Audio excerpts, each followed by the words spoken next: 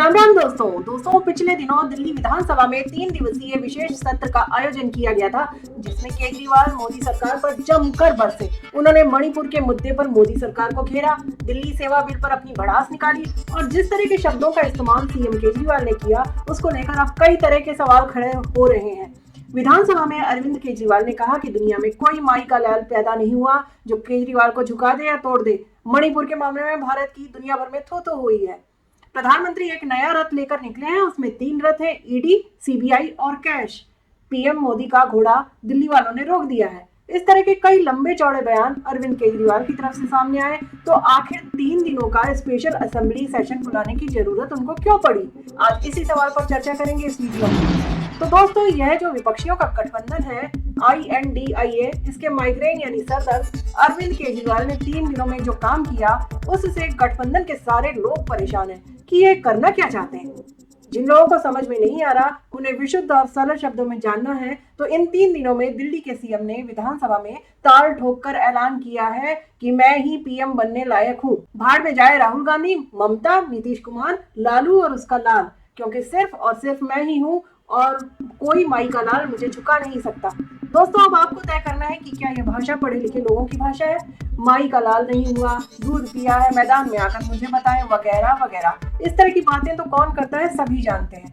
दूसरी ओर उनके इन बयानों से सख्ते में पड़ी कांग्रेस को तो आप जानते ही हैं, जिसको एक ही बीमारी है आजकल, और वह बीमारी है कि किसी भी तरह भले ही उसका अपना सत्यानाश हो जाए, पर प्रधानमंत्री पद से नरेंद्र मोदी को हटाना है। और उसको लगता है कि 2024 में भी अगर नरेंद्र मोदी कंटिन्यू रहे तो उसके बाद उसकी वापसी संभव नहीं है। इसलिए वह ऐसे दलों के साथ भी गठबंधन करने को उतावली है जिन दलों ने अतीत में उसका भूसा भरा है, यानी स्पेस ग्रैब किया है। दिल्ली और पंजाब में कांग्रेस की लोकल यूनिट ने जमकर केजरीवाल का विरोध किया था और दिल्ली में बैठे अपने आकाओं तक बात पहुंचाई थी कि मोदी सरकार पार्लियामेंट में जो दिल्ली सेवा अध्यादेश के स्थान पर बिल ला रही है, उसका जरूरी नहीं है कि समर्थन ही किया जाए, पर विरोध भी ना करें, यानी आप सदन से बाहर हो जाएं। अरविंद केजरीवाल के साथ खड़े हुए दिखाई ना दे, क्योंकि दिल्ली में भी केजरीवाल की पार्टी ने कांग्रेस को रिप्लेस किया था और पंजाब में भी रिप्लेस किया था। और इतना ही नहीं, चाहे गुजरात हो या दूसरे, वहां भी जहां विधानसभा के चुनाव हुए, आम आदमी पार्टी ने ही कांग्रेस का एक तरीके से खात्मा किया। अब देखिए नया प्रकरण क्या है।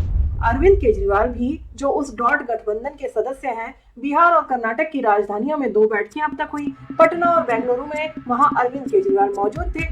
यह अलग बात है कि तब कांग्रेस ने यह फैसला नहीं किया था कि वह अध्यादेश का विरोध करेगी या नहीं करेगी, यानी कि अरविंद केजरीवाल का साथ देगी या नहीं देगी। तब केजरीवाल पटना में प्रेस कॉन्फ्रेंस छोड़कर भाग आए थे। फिर अरविंद केजरीवाल बेंगलुरु में रहे थे, क्योंकि तब तक ऐलान हो गया था कि अन्य दलों के साथ कांग्रेस अरविंद केजरीवाल के साथ है। अब नया फंडा क्या है दिल्ली को लेकर, यह जानते हैं। मल्लिकार्जुन खड़गे ने 3 दिन पहले एक बैठक बुलाई थी। अब अंदरूनी तौर पर हर पार्टी तो यही चाहेगी ना कि आगे गठबंधन हो या ना हो, पर अभी से हमें सारी सीटों पर चुनाव की तैयारी करनी होगी। गठबंधन होगा तो देखेंगे, मदद करेंगे, जिस पार्टी से गठबंधन होगा उसकी मदद करेंगे।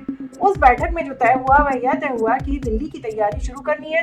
इसका मतलब यह नहीं है कि कांग्रेस गठबंधन से इनकार कर रही है, इसका मतलब यह भी नहीं है कि अरविंद केजरीवाल से वह गठबंधन तोड़ रही है। इसका मतलब यही है कि संभावनाएं बनी तो गठबंधन के साथ जाएंगे, नहीं संभावना बनी तो 7 सीटों पर लड़ने की तैयारी करेंगे। अलका लांबा पहले जो कांग्रेस के साथ हुआ करती थी, फिर जो आम आदमी पार्टी में चली गई, उसके बाद फिर वहां उनका झगड़ा ठंडा हुआ, फिर वो वापस कांग्रेस की तरफ चली गई। उन्होंने उस बैठक के बाद कह दिया कि कांग्रेस 7 सीटों पर लड़ने की तैयारी कर रही है, और उसके बाद सौरभ भारद्वाज से लेकर सोमनाथ भारती और पता नहीं कौन कौन सबके बयान आ गए, और उनकी जो प्रवक्ता है उन्होंने तो कह दिया कि अगर कांग्रेस 7 सीटों पर तैयारी कर रही है तो फिर हम मुंबई की बैठक में क्यों जाएंगे जो 31 अगस्त और 1 सितंबर को होने वाली है।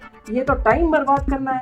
यानी अरविंद केजरीवाल की पार्टी की प्रवक्ता की सोच देखिए, वे चाहती हैं कि दिल्ली की 7 सीटों पर आप पार्टी ही लड़े, पंजाब की 13 सीटों पर आप पार्टी ही लड़े। और अतीत में सौरभ भारद्वाज कह चुके हैं कि अगर इन राज्यों की तरफ कांग्रेस रुख ना करे तो हम भी राजस्थान, मध्य प्रदेश में नहीं लड़ेंगे। बहरहाल जो भी मुद्दा है, लेकिन मुद्दे को लेकर के आम आदमी पार्टी की तरफ से जिस तरह के रिएक्शन आए, उस पर कांग्रेस की तरफ से एक बयान जारी किया गया। अभी ऐसा कोई फैसला नहीं हुआ है कि कांग्रेस सभी 7 सीटों पर लड़ेगी। मल्लिकार्जुन खड़गे आम आदमी पार्टी के पदाधिकारियों के साथ बैठेंगे और फिर बैठने के बाद तय करेंगे इस पर आम आदमी पार्टी थोड़ा सा नरम पड़ी, लेकिन अब ऐसा लगता है कि कांग्रेस पार्टी अरविंद केजरीवाल से पिंड छुड़ाने का रास्ता तलाश कर रही है, क्योंकि हाल ही में संदीप दीक्षित का एक बयान आया। उन्होंने एएनआई से बात करते हुए कहा कि हमने यह नहीं कहा था कि 7 सीटों पर चुनाव लड़ेंगे। आम आदमी पार्टी ना समझे तो हम क्या करें, यदि वह हमारी भाषा नहीं समझते। हमने तो यह कहा कि सभी 7 सीटों पर तैयारी करेंगे। तैयारी तो हर पार्टी करती है, फिर गठबंधन होता है या नहीं होता है उस हिसाब से तय करेंगे कि कौन किस सीट पर लड़ेगा। और उन्होंने यह भी कहा कि अरविंद केजरीवाल मुंबई में होने वाली बैठक में शामिल हो या नहीं हो, वे निरर्थक हैं, उनका कोई अर्थ नहीं है। दिल्ली में 6 या 7 सीटें जिन पर वे प्रभाव रखते हैं, 542 सीट में वह 1 सीट में प्रभाव रखते हैं। अब वह आए या ना आए वह जाने।